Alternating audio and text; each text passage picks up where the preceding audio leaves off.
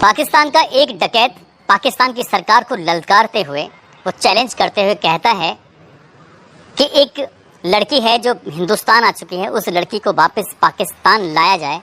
यदि उस लड़की को या उसके बच्चों को पाकिस्तान नहीं लेके आए तो जो पाकिस्तान के अंदर रहने वाले अल्पसंख्यक हिंदू हैं, उनके घरों पर, उनके धार्मिक स्थलों पर बमबारी की जाएगी, उनको ख़त्म कर दिया जाएगा, उनको मार दिया जाएगा, और जिसके लिए खुद सरकार जिम्मेदार होगी। जैसे ही ये वीडियो सोशल मीडिया पर वायरल होता है, न केवल पाकिस्तान में बल्कि कई मुल्कों में लगातार वायरल होता चला जाता है। और जैसे ये वायरल होता है तो सबसे पहले सबसे ज़्यादा परेशान होने लगते हैं पाकिस्तान में रहने वाले अल्पसंख्यक, और वो सरकार से लगातार गुहार लगा रहे हैं कि हमारी हिफाजत की जाए। सरकार के पास तक जब बात पहुंचती है तो सरकार ने उनकी सुरक्षा को लेकर जगह जगह पर पुलिस तैनात कर दी है। साथ ही जिन जिन डकैतों ने ये वीडियो बनाकर ये चैलेंज किया है सरकार को, उन डकैतों को ढूंढने का प्रयास किया जा रहा है, उनका एनकाउंटर करने की कोशिश की जा रही है।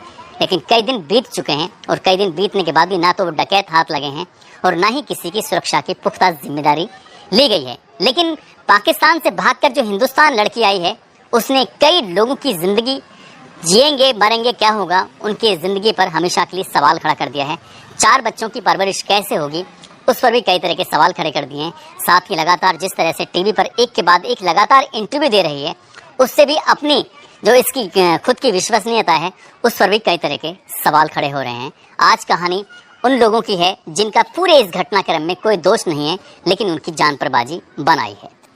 सच्ची घटना मैं आपको सुनाने जा रहा हूँ। ये सच्ची घटना शुरू होती है पाकिस्तान का एक सिंध प्रांत इलाका है, और सिंध प्रांत का उत्तरी सिंध का घोटकी, काशमोर, गंदकोट और जैकबाबाद में लगभग आज भी डकैतों का ठीक वैसा ही बोलबाला है जैसे भारत के उत्तर प्रदेश में, राजस्थान, मध्य प्रदेश सहित कई ऐसे प्रांत हैं जहां पर कई जिलों को मिलाकर चंबल की घाटी बनती है, जहां पर एक ज़माने में डकैत हुआ करते थे और वो डकैत किसी का भी अपहरण करते थे, जिसके घर में चाहे डकैती डालते थे, लूट करते थे, उनकी बहन बेटियों को उठाकर ले जाया करते थे और उनसे रकम मांगा करते थे। ऐसे ही जैसे कि किसी ज़माने में यहाँ पर हुआ करता था डकैतों का बोलबाला, ठीक वैसे ही पाकिस्तान के इन इलाकों में, चाहे घोटकी हो, काशमोर हो, इन इलाकों में डकैतों का बोलबाला है। और एक लड़की जिस तरह से पाकिस्तान से जाती है इंडिया, और उसके बाद इन्होंने वीडियो जारी किया है, तो बहुत सारे लोगों की मुसीबतें बढ़ गई हैं, परेशानी बढ़ गई हैं। आज जो ये कहानी शुरू होती है, दरअसल कहानी शुरू होती है साल 2014 के आसपास। एक फ़ोन पर, दूसरे फ़ोन पर मिस कॉल पहुँच जाती है, और जैसे ही मिस कॉल पहुँचती है तो इस मिस कॉल के बारे में उसका जवाब जानने के लिए पता नहीं किसका फ़ोन है, कौन ज़रूरतमंद आदमी है, तभी फ़ोन करने वाला गुलाम हैदर जखरानी होता है। वो फ़ोन करके पूछता है कि ये आपके फ़ोन से मिस कॉल आई थी, क्या बात है। तो उधर से सीमा रिंद नाम की एक लड़की थी जो बात कर रही थी। सीमा रिंद ने कहा गलती से फ़ोन लग गया था, उसके लिए सॉरी, माफ़ी। दोनों की माफ़ी तलाफ़ी होती है, फ़ोन कट जाता है, अपने अपने काम में बिजी हो जाते हैं। लेकिन एक बार फिर से फ़ोन आता है और वो एक दूसरे का परिचय जानते हैं, उससे दोनों एक दूसरे से बातचीत करना शुरू कर देते हैं। ये बातचीत का सिलसिला लगातार 1.5 से 2 महीने तक चलता रहता है। वो दोनों एक दूसरे के सुख की, दुख की बातें किया करते थे। प्यार मोहब्बत की बातें करते करते इस लड़की ने, जो कि खैरपुर के कोट बंगलों की निवासी थी, वहाँ के रहने वाली थी, जो बेहद गरीब परिवार से थी, और ये जो लड़का है ये भी ज़्यादा अच्छे घर से परिवार से नहीं था, ये भी गरीब परिवार से था। दोनों ही साथ रहने का, जीने मरने की कस्में खा लेते हैं और साथ ही ये फैसला लेते हैं कि अब हम लोग शादी करेंगे।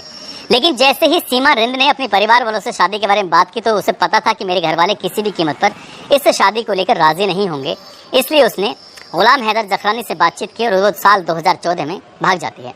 और जैसे ही घर छोड़ के भाग जाती हैं, दोनों जाकर अपनी मर्जी से कोर्ट में जाकर शादी कर लेते हैं। शादी करने के बाद एक ज़िंदगी जीना शुरू कर देते हैं। इस लड़की की उस वक्त माँ नहीं थी, बाप था, भाई था, बहन थी। लेकिन जब इसके रिश्तेदारों ने, इसके पड़ोसियों ने, सब लोगों ने इस बात पे शादी को लेकर ऐतराज़ किया, वक्त बीतता चला गया और दोनों ही परिवार ने इस शादी को रजामंदगी दे दी और दोनों फिर साथ साथ रहना शुरू कर देते हैं। ये लड़की इस लड़के को लेकर, यानी कि गुलाम हैदर जखरानी को लेकर सीधा पहुंच जाती है कराची शहर में। कराची शहर में ये रहने लगते हैं और ये लड़का मेहनत मजदूरी के साथ साथ अब रिक्शा चलाकर अपने परिवार का भरण पोषण करता था। घर पैसे लेके आया करता था, तब जाकर इस घर का चूल्हा जलता था। अब ये ज़िंदगी ठीक चल रही है, वक्त आगे बढ़ने लगता है। धीरे धीरे करके 1-2 बच्चे पैदा हो जाते हैं, वक्त और आगे बढ़ता है और बच्चे पैदा होते हैं। सब कुछ लाइफ में ठीक चल रहा था जैसे नॉर्मल होता है। पति जैसे क्या कमाने के लिए निकलता है और बीवी उसका घर में इंतज़ार करती है, ठीक ऐसा ही होता है। यहाँ जब साल 2019 आता है, देश की हालत कुछ ज़्यादा अच्छी थी नहीं। इस लड़के ने इस रिक्शे को छोड़कर सीधा सऊदी अरब पहुँच जाता है पैसे कमाने के लिए, ताकि वहाँ से अच्छे पैसे कमाए और अच्छे पैसे कमाने के बाद घर भेजे और बच्चों की अच्छी परवरिश हो सके। वो सऊदी अरब जाकर महीने की 40,000, 50,000, 60,000 जैसे कमाई होती थी वैसे पैसे भेजना शुरू कर देता है। वो अपनी बीवी से बेइंतहा मोहब्बत करता था। बीवी को इतने पैसे भेजता है, वो कहता है कि हम अब किराए के मकान में कब तक रहेंगे, इसलिए कुछ अपना मकान खरीद लो। और वो पैसे इतने भेजता है कि वो महिला अपने नाम से एक मकान खरीद लेती है। और मकान खरीदने के बाद इसी बीच में वो अपने मकान में रहती नहीं, लेकिन किराए के मकान में ज़रूर रहती थी, ताकि वो अपने घर को थोड़ा ठीक ठाक कर सके, साफ़ सफाई करा सके। ऐसा उसने मकान मालिक को भरोसा दिलाया था। सब कुछ उसकी ज़िंदगी में ठीक चल रहा था। लेकिन साल 2019 में जब ये पूरे दुनिया में लॉकडाउन जैसी स्थिति हो गई थी, कोरोना वायरस ने अपना प्रकोप जमाना शुरू कर दिया था, ऐसे ही वक्त आगे बढ़ता है और सब एक दूसरे से कम्युनिकेशन बिल्कुल बंद हो जाता है, ख़त्म हो जाता है। तब इस दौर में सिर्फ इंटरनेट ही एक ऐसा माध्यम था जहाँ दूर बैठे व्यक्ति से भी बातचीत का सिलसिला लगातार चल सके। और इस सीमा नाम की इस लड़की का नाम बाद में सीमा रिंद की जगह सीमा हैदर हो जाता है। इसके गुलाम हैदर जखरानी से इसका टाइटल मिल जाता है हैदर। और सीमा हैदर बात करने लगती है एक इंडिया के लड़के से, जो इंडिया का ग्रेटर नोएडा है उसका छोटा सा कस्बा लगता है रबुपुरा। यहाँ के लड़के से बातचीत करते करते इन दोनों की प्यार मोहब्बत की बातें शुरू होती हैं, बात आगे बढ़ जाती हैं।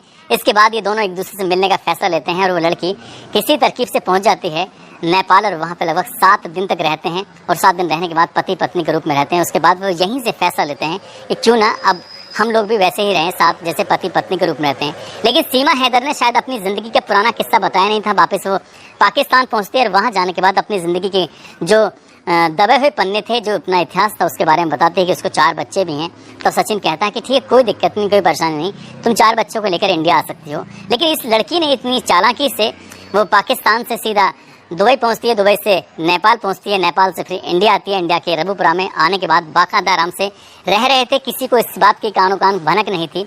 लेकिन इस लड़की के जो परिवार वाले थे, इसके पति से जब कम्युनिकेशन बंद हो जाता है, ये 8 मई 2023 को वहाँ से निकलती है।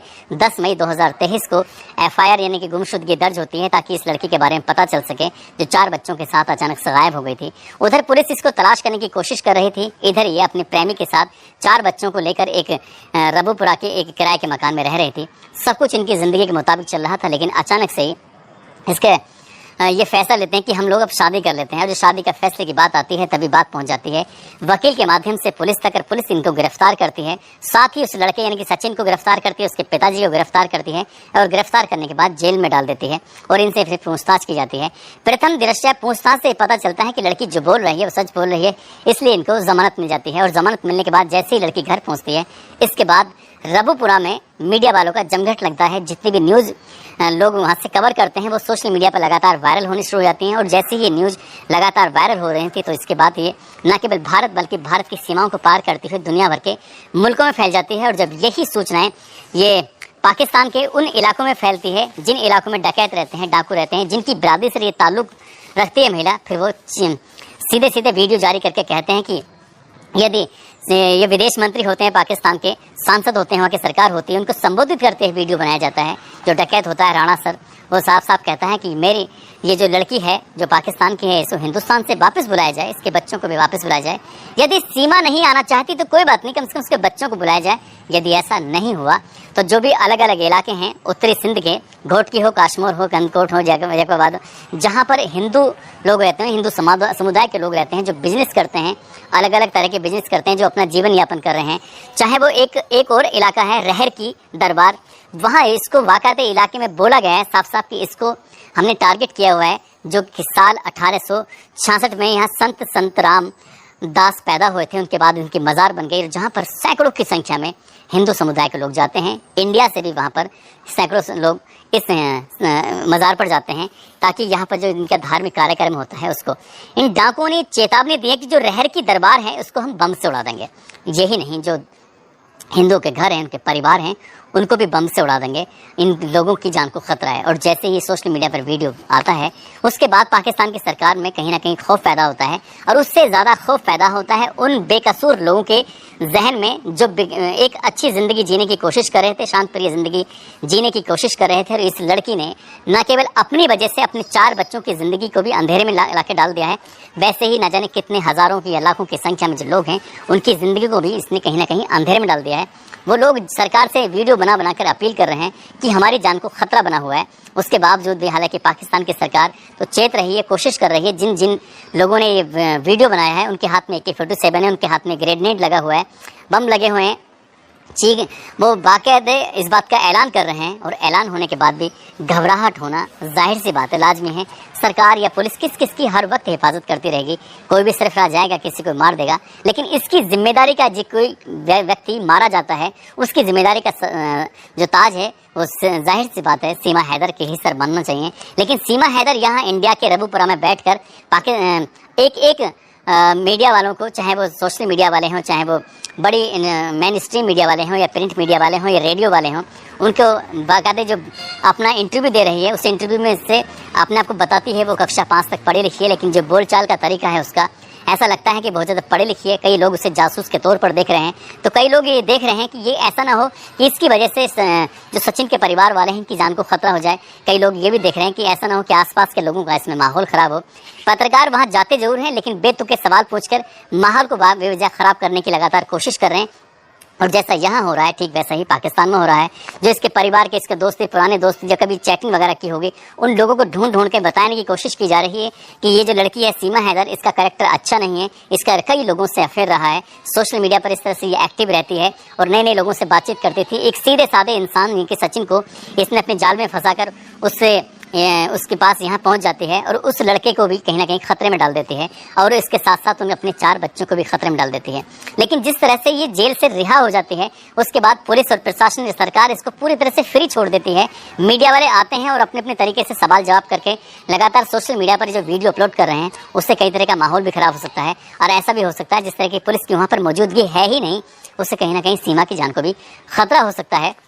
सरकार की जिम्मेदारी बनती है कि इस मामले को बड़ा गंभीरता से ले और शायद इसे जितनी जल्दी हो सके यदि वहाँ पाकिस्तान वापस भेज दी जाए तो कम से कम उन बेकसूर हिंदुओं की जान को जो खतरा बना हुआ है उनसे तो कम से कम खतरा उनसे के असर से टल ही सकता है, क्योंकि पाकिस्तान से बिल्कुल भी हिंदुओं के वहाँ के लोगों की हिफाजत की कतई उम्मीद नहीं कर सकते। जिस तरह से पाकिस्तान से लगातार खबरें आती हैं, सोशल मीडिया पे आती हैं, अखबारों में आती हैं कि उनके साथ किस तरह का वहाँ जुल्म होता है, उस हिसाब से लगता है कि ये सीमा का यहाँ रहना शायद अच्छा नहीं है, उसके बच्चों का यहाँ रहना अच्छा नहीं है। बाकी सरकार का, एजेंसियों का, इनका खुद का फैसला रहेगा कि ये यहाँ से जाए तो ज़्यादा ठीक है। लेकिन जिस तरह से जो वीडियो हो रही हैं, जारी हो रही हैं, वहाँ के लोगों ने खुद अपने आप को डर भी महसूस कराया है। यही नहीं, जो पाकिस्तान के अल्पसंख्यक मंत्री हैं ज्ञानचंद असरानी, उन्होंने तो यहाँ तक कहा है कि ये लड़की पाकिस्तान की है ही नहीं। जो अल्पसंख्यक के मंत्री हैं वो साफ साफ कहते हैं कि इसका हमने पता लगाने की कोशिश की थी, अगर ये पाकिस्तान की है भी तो उसके बारे में ये पता लगाने की ज़रूरत है, कहाँ से है, किसने इसकी मदद की है, ये किस तरह से यहाँ से वहाँ पहुँच जाती है, अपनी ज़मीन इसने बेची है, किसको बेची है, कि कौन कौन इस मामले में इन्वॉल्व हैं, उन सबको चिन्हित किया जाए और सबके खिलाफ कड़ी से कड़ी कार्रवाई होनी चाहिए। जो अल्पसंख्यक मंत्री ज्ञानचंद असरानी ने ये मांग की है, वहाँ की सरकार की जिम्मेदारी बनती है कि उन लोगों की सुरक्षा की जाए। ऐसा ना हो कि 2 देशों के आपस में इस मुद्दे से कहीं बात ना खराब हो जाए। दोस्तों, इस पूरे घटनाक्रम को सुनाने का उद्देश्य किसी को परेशान करना नहीं है, किसी का दिल दुखाना नहीं है, बल्कि आपको जागरूक करना है, आपको सचेत करना है। इस वीडियो के माध्यम से बताना है कि जहां बात ज़्यादा लोगों की ज़िंदगी की से जुड़ी हुई है, ऐसे में कुछ अच्छे कदम उठाने की ज़रूरत है ताकि सभी लोगों की सुरक्षा की जिम्मेदारी बनी रहे।